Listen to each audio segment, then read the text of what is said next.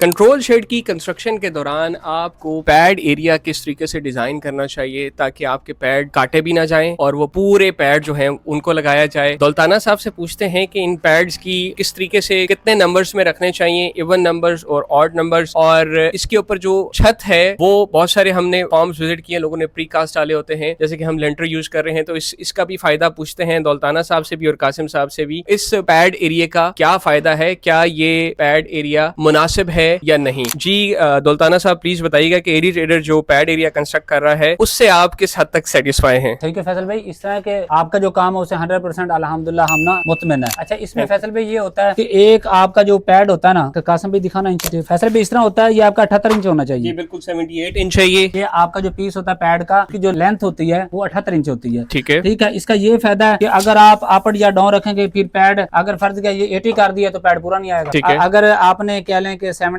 कर दिया, फिर पैड वो काट, वो आपका वेस्ट होगा, जाया होगा। और जो आपका लेंथ है, कह लें कि जैसे हमने कासिम भाई ने वो भी 50 रखी है, ये भी 50, वो भी 50 का ये फायदा है। जो डबल है, यानी हमारा जो पैड का पीस होता है वो 2 फुट चौड़ा होता है और 78 इंच ऊंचाई होती है। ठीक है, इसमें आपका पैड जाया नहीं होता। अगर आप इवन नंबर रखेंगे, जुफ्त रखेंगे तो आपका पैड जाया नहीं होगा। अगर आप ऑड नंबर रखेंगे, जैसे उसको 51 कर देते तो आपका पैड जाया हो जाता है ऑब्वियस। इसी तरह से ये 50 है 50 बाय 50, तो इसमें इवन नंबर्स में आपका पैड जाया भी नहीं होगा और इसके साथ कटेगा भी नहीं। तो लेंटर के बारे में प्लीज बताइएगा। अच्छा, जो सर फार्मूला हम जाते हैं तो प्री कास्ट ये छत डली होती है। जी बिल्कुल ऐसे। वो आपको पता ही है, सारा पानी का एरिया है, तो वो छत वीक हो जाती है और बाज़ का मैंने गिरते भी देखे, स्लैब वगैरह टूट जाती है। बिल्कुल ऐसे। लेकिन ये मान लीजिए काम लाइफ टाइम होगा। अच्छा, इधर फैसल भाई मैं एक और चीज ऐड करूंगा कि आपने जब भी पैड एरिया बनाना है तो एक जो हमारा फैन है ना, उसको कम से कम 80 से 90 जो स्क्वायर फुट है वो जगह चाहिए होती है, ये कम या ज्यादा नहीं होनी चाहिए। चलें, ये एक टेक्निकल पॉइंट था, अच्छा हुआ आपने डिस्कस किया। तो मैं अपने जितने भी व्यूअर्स हैं उनको बताता चलूं कि एडी ट्रेडर जितने भी कंट्रोल शेड कंस्ट्रक्ट करता है उसमें पैड एरिया